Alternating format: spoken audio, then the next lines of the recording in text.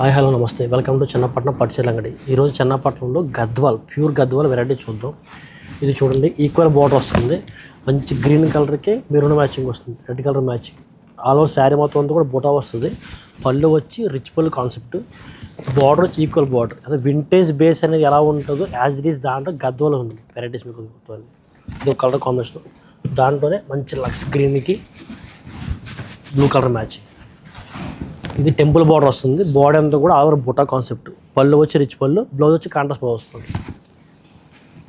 ఇది చూడండి, మంచి ఆనియన్ పింక్ షేడ్,